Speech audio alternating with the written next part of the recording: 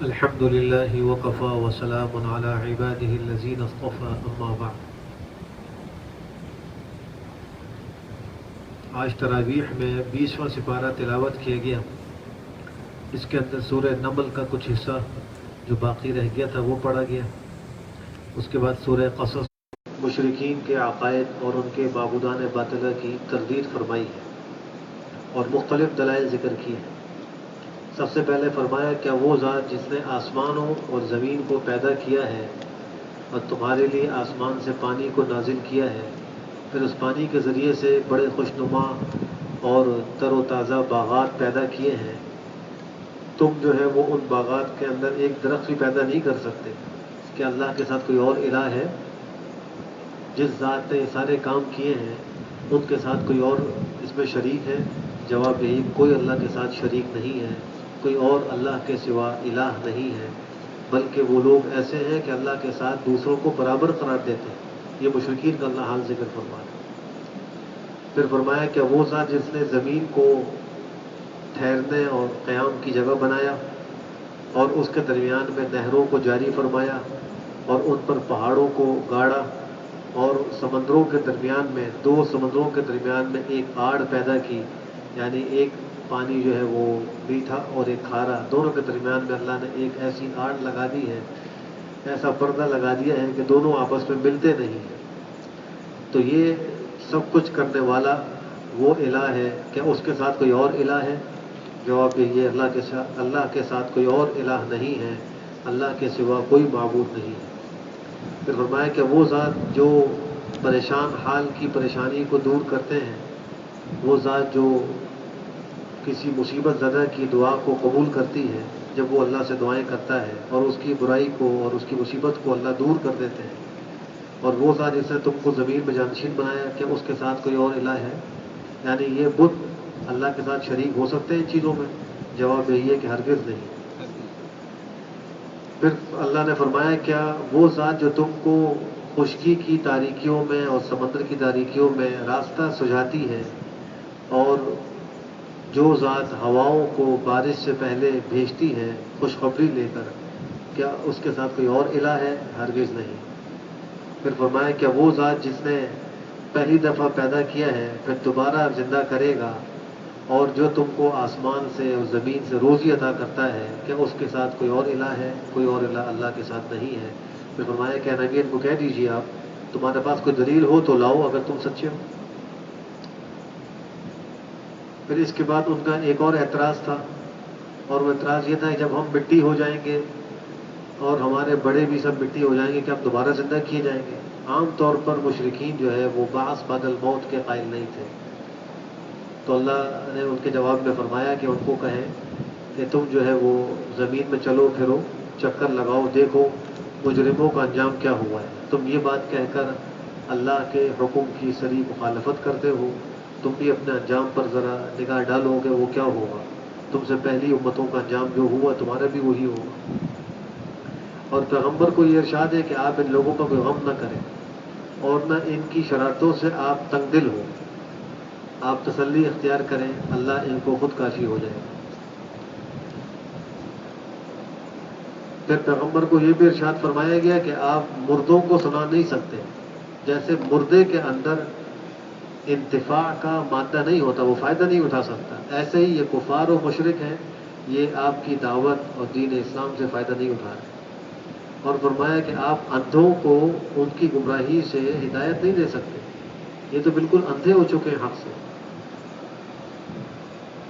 اور پھر اس صورت کے اندر آخر میں قیامت کی جو بڑی علامات ہیں ان میں ایک بڑی علامت دابۃ الارض کا تذکرہ ہے. قیامت کے قریب صفا پہاڑ پھٹے گا اور اس کے اندر سے ایک جانور نکلے گا، اور وہ جانور ساری زمین کا چکر لگائے گا، اور وہ ہر شخص کے ماتھے پر نشان لگائے گا. اگر وہ کافر ہے تو کفر کا نشان لگائے گا، مسلمان ہے تو مسلمان کا نشان لگائے گا، اور کوئی شخص اس سے بچ نہیں سکے. یہ قیامت کے علامات میں ایک علامت ہے. اس کو کہتے ہیں دابۃ الارض. اور وہ لوگوں سے کلام بھی کرے گا، بات چیت بھی کرے گا. تو اللہ فرماتے ہیں کہ جب ان لوگوں پر ہماری بات ثابت ہو جائے گی اور ہم ان کے لیے دابۃ الارض کو نکال دیں گے جو ان سے بات چیت کرے گا، کہ اس کے بعد بھی لوگ ہماری آیتوں پر یقین نہیں کریں گے، ان علامات کے ظاہر ہونے کے بعد بھی یقین نہیں کریں گے. اور فرمایا کہ جس دن سور پھونکا جائے گا تو آسمان و زمین کی مخلوق وہ گھبراہٹ کا شکار ہوگی، مگر جس کو اللہ بچائے، جس کو اللہ چاہے وہ محفوظ رہے گا، اور سب اللہ کے پاس ذلیل ہو کر، عاجز ہو کر حاضر ہو جائیں گے. پھر سورہ قصص ہے، اس صورت کے اندر مکی صورت ہے، مختلف انبیاء کے قصوں کو ذکر کیا گیا ہے. سب سے زیادہ تفصیل اور وضاحت کے ساتھ حضرت موسیٰ علیہ السلام کا قصہ مذکور ہے، اور ان کے قصے کا بھی جو آغاز والا حصہ ہے وہ اس میں ذکر کیا گیا ہے. آغاز والا قصہ یہ تھا کہ فرعون کو نجومیوں نے یہ بتلایا تھا کہ بنی اسرائیل میں ایک بچہ پیدا ہوگا جو تمہاری بادشاہت کے خاتمے کا سبب بنے گا. تو اس نے یہ سلسلہ شروع کیا کہ بنی اسرائیل میں جو بچہ پیدا ہوتا وہ اس کو ذبح کر دیا کرتا کہ ان سب بچوں کو ختم کر دو تو میری بادشاہت باقی رہے گی.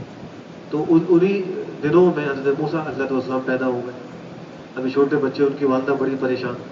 تو اللہ نے ان کو بذریعہ الہام یہ حکم بھیجا کہ تم اس کو دودھ پلاتی رہو، جب تمہیں اس پر کوئی اندیشہ ہو تو اس کو ایک صندوق میں ڈال کر سمندر میں ڈال دینا، اور کوئی اندیشہ نہ کرنا، غم بھی نہ کرنا، ہم اس کو تمہارے پاس واپس لوٹائیں گے اور ہم اس کو مرسلین میں سے بنائیں گے، نبی بنائیں گے.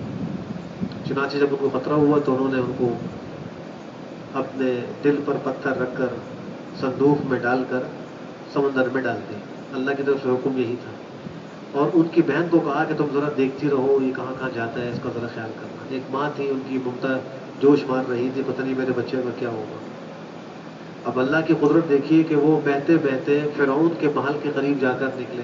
کچھ دھوبی لوگ کپڑے دھو رہے تھے، انہوں نے صندوق کو اٹھایا اور فرعون کے پاس لے گئے. جب کھولا تو اندر ایک بچہ، اور اللہ نے ان کے اندر ایک تاثیر رکھی تھی، جو ان کو دیکھتا تو اس کے دل میں ان کی محبت آ جاتی. اب فرعون نے یہ ارادہ کیا کہ چونکہ یہ بنی اسرائیل کا بچہ ہے لہذا ہم اس کو قتل کر دیتے ہیں.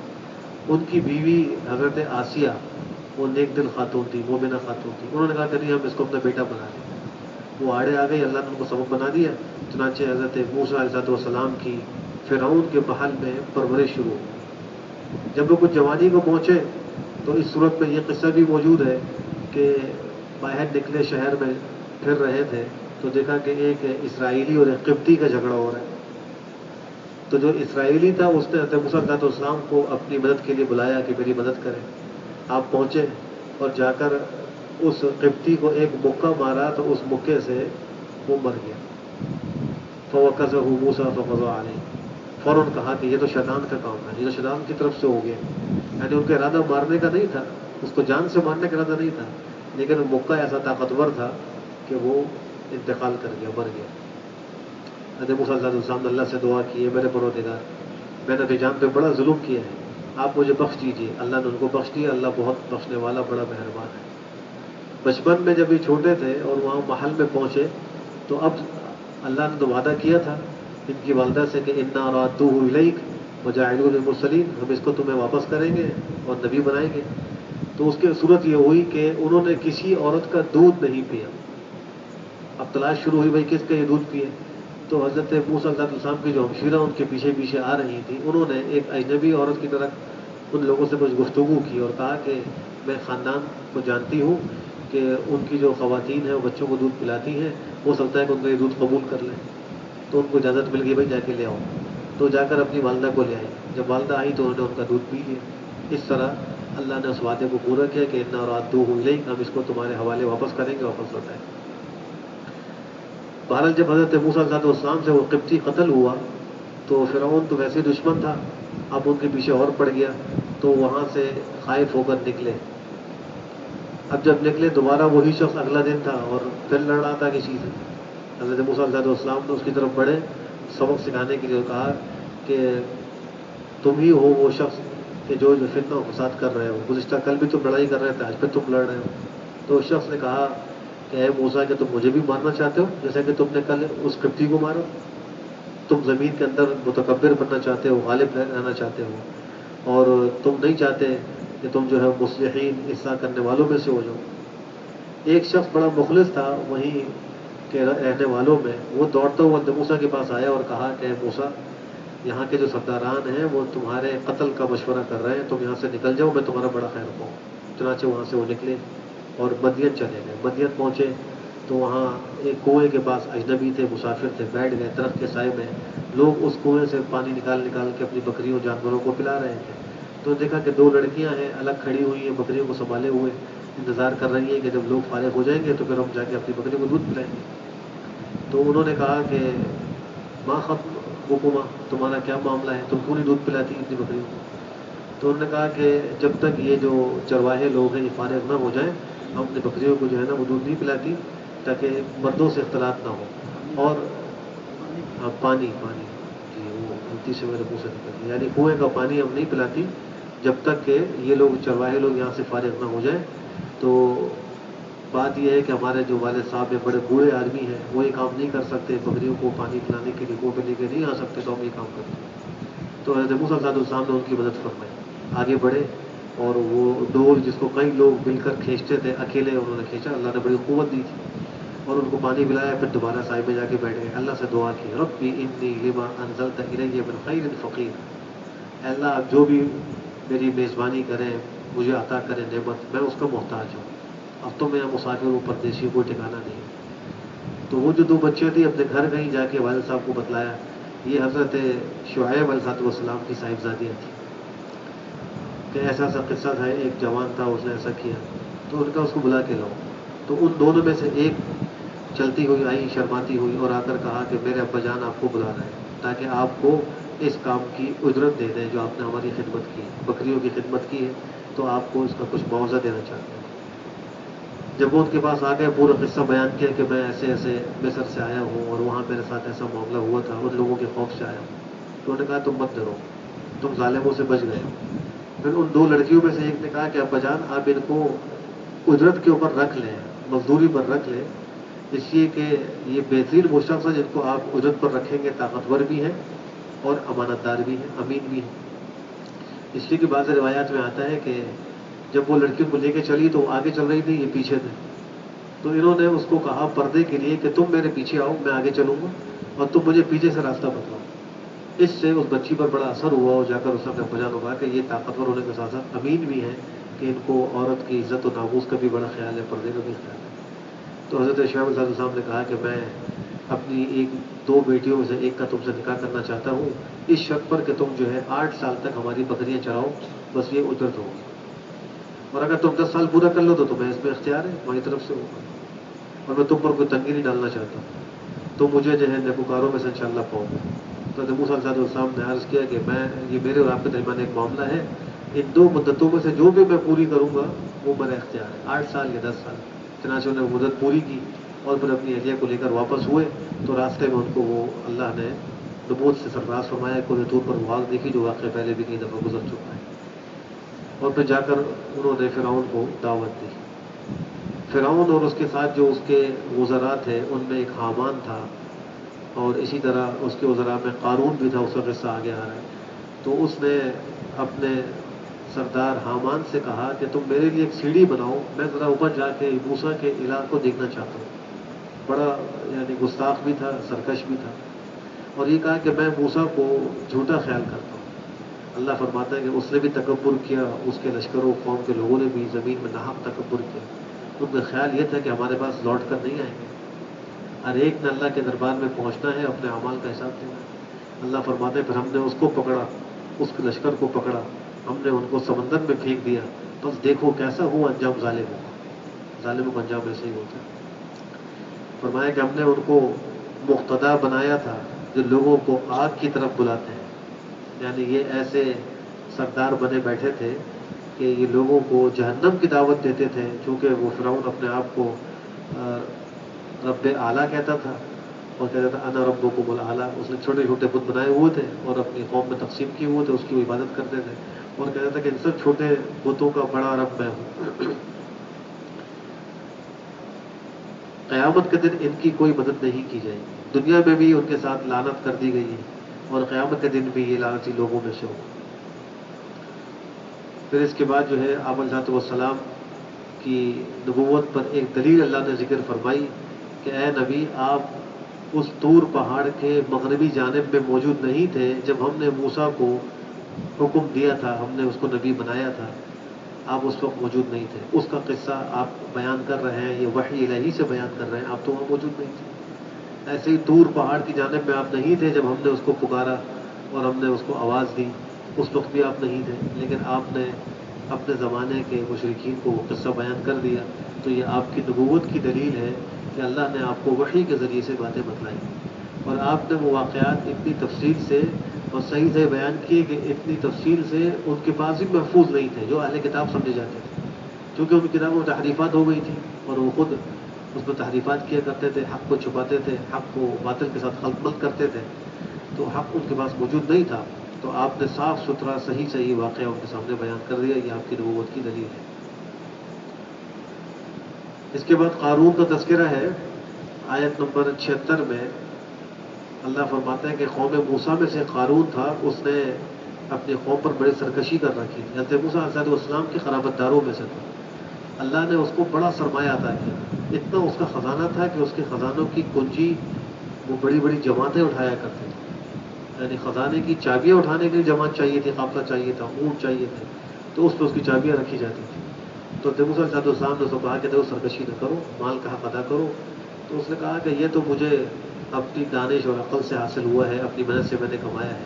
ہر زمانے کا سرمایہ دار یہ سمجھتا ہے کہ میرے پاس جو کچھ موجود ہے یہ میری اپنی محنت کی کمائی ہے، حالانکہ خالص اللہ کا فضل ہے، اس کی مہربانی، اس کی رحمت ہے کہ اللہ نے اس کو نوازا ہے، اس کو چاہیے اس کو شکر ادا کرے، نہ یہ کہ گھمنڈ کرے اور اس کو اپنا کمال سمجھے۔ تو اس نے بھی کہا انما اوتیت علی علم عندی، جواب میں کو یہ کہا گیا کہ تم سے پہلے ایسے لوگ گزرے ہیں جو تم سے زیادہ طاقتور تھے اور تم سے زیادہ وہ مال رکھنے والے بھی تھے، ان کا قبیلہ بھی بڑا تھا، لیکن اللہ نے ان کو ہلاک کر دیا نافرمانی کی وجہ سے، اور مجرموں کے گناہوں سے متعلق کوئی پوچھ بھی نہیں ہوگی، پوچھا بھی نہیں جائے گا کہ ان کے جو گناہ ہیں اس پر جو سزا ملی ہے وہ کیوں ملی ہے۔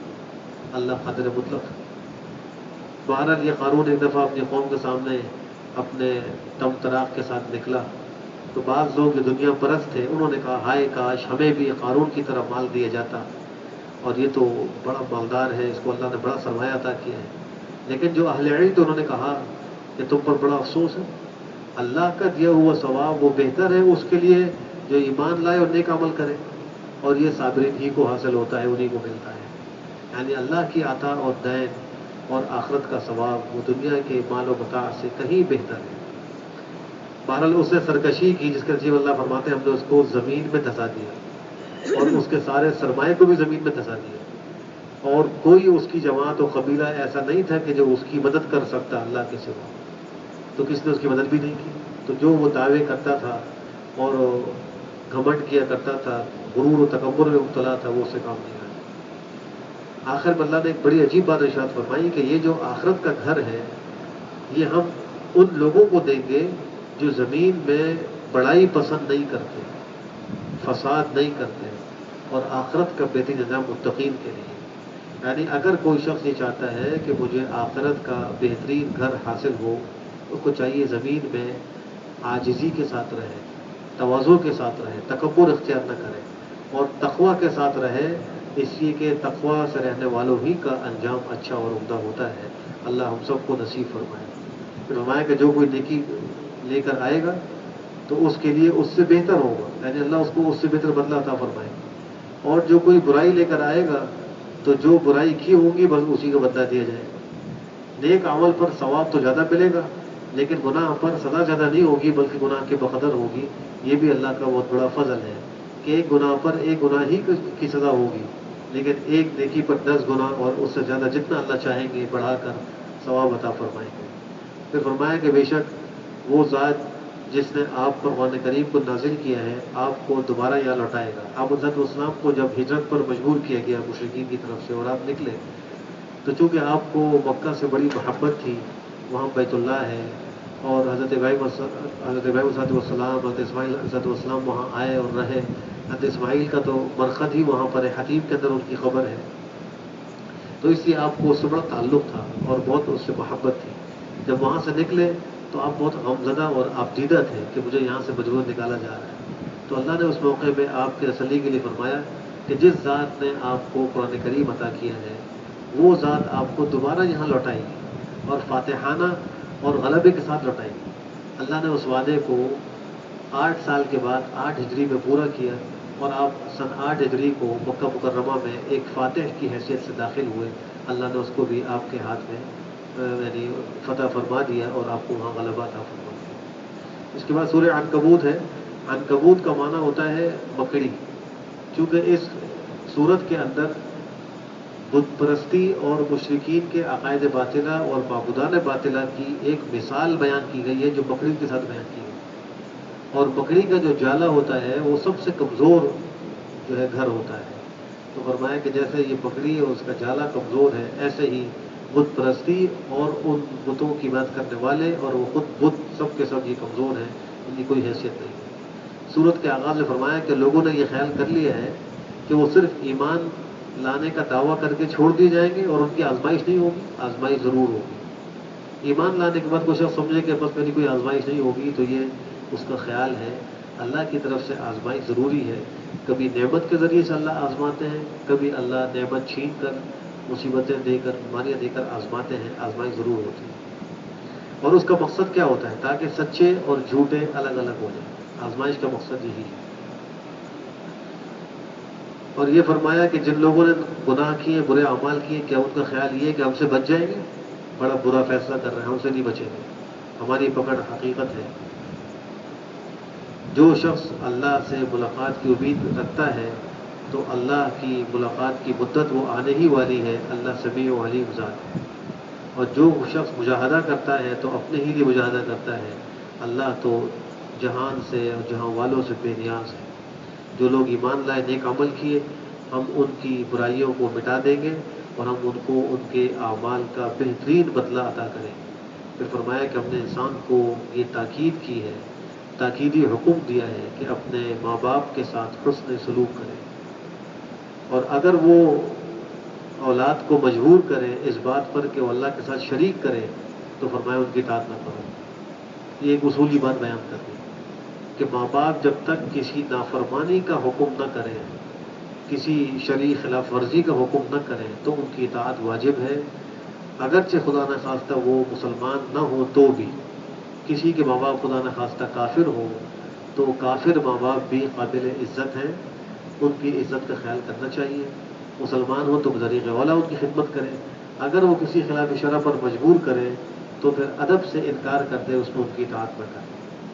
یہ خالی ماں باپ کے ساتھ نہیں بلکہ ساری مخلوق کے ساتھ قاعدہ ضابطہ یہی ہے۔ حدیث شریف میں ہم نے فرمایا لا طاعۃ لمخلوق فی معصیۃ الخالق، خالق کی نافرمانی میں کسی مخلوق کی اطاعت کی اجازت نہیں، چاہے وہ حاکم ہو، چاہے وہ افسر ہو، چاہے وہ والدین ہو، چاہے اساتذہ ہو، کوئی اور ہو، محلے پڑوس کے لوگ ہوں، دوست احباب ہوں، جو بھی اگر خلاف شرع پر کسی کو مجبور کر رہے ہیں تو اس میں ان کی اطاعت نہیں کی جائے۔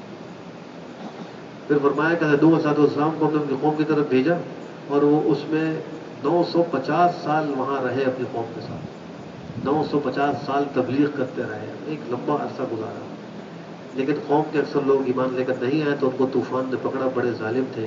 اللہ فرماتا ہے اپنے نوح علیہ السلام کو اور ان کے ساتھ جو کشتی میں سوار ہونے والے اصحاب السفینہ ہیں ان کو ہم نے بچا لیا، اور بقیہ لوگوں کو ہم نے نشان عبرت بنایا۔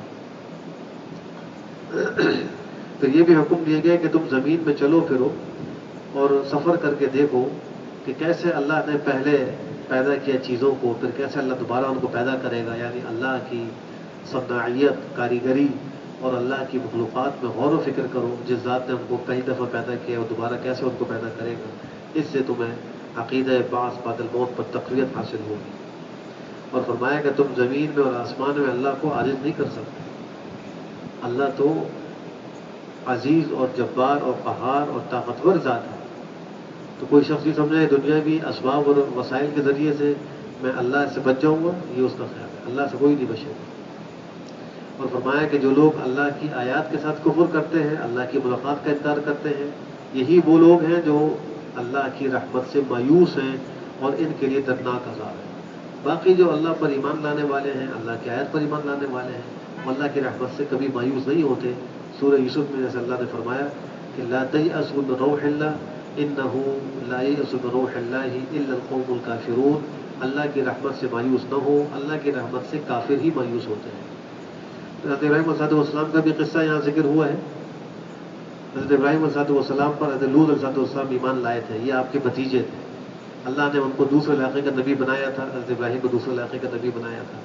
جب قوم لوط نے ان کی بات نہیں مانی اور وہ گناہ میں مبتلا تھے تو اللہ نے ان کو ہلاک کرنے کا فیصلہ فرمایا، فرشتوں کو بھیجا.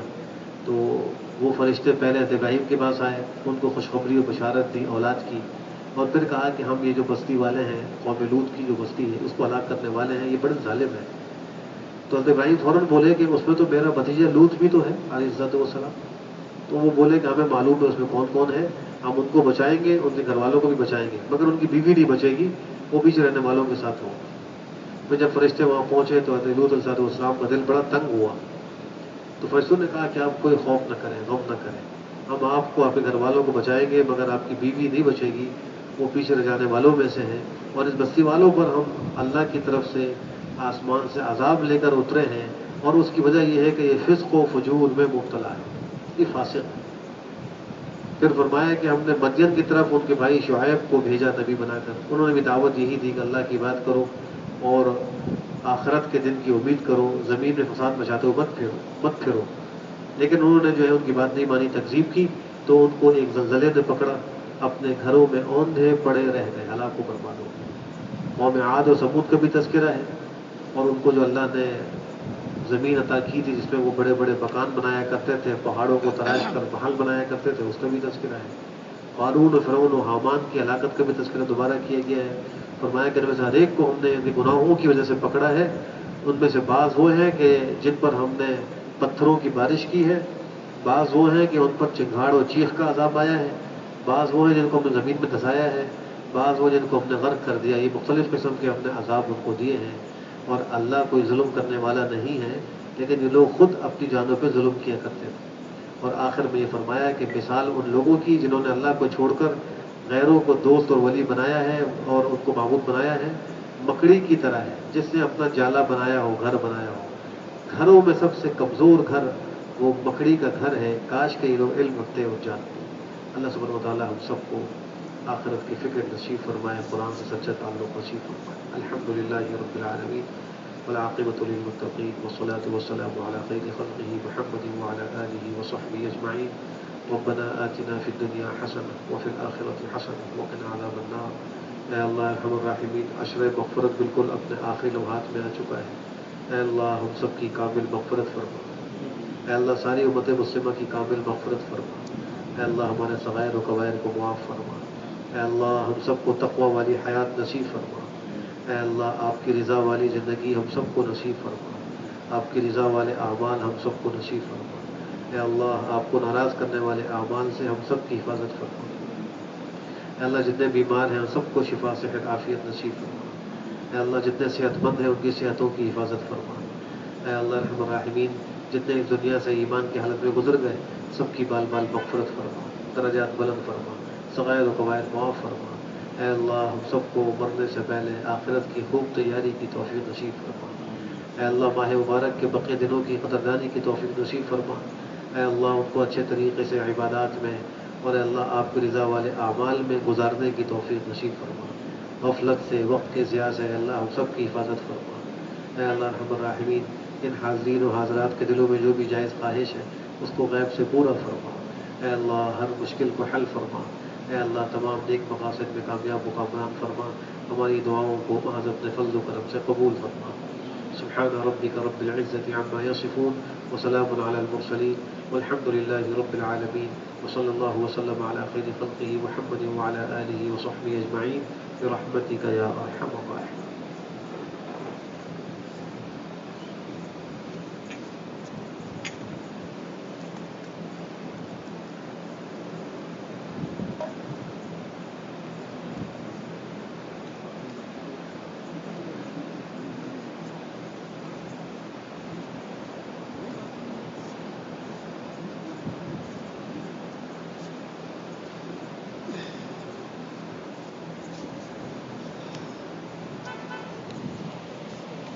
انشاءاللہ پھر کل ملاقات ہوتی ہے 9 بجے پاکستان اسٹینڈرڈ ٹائم.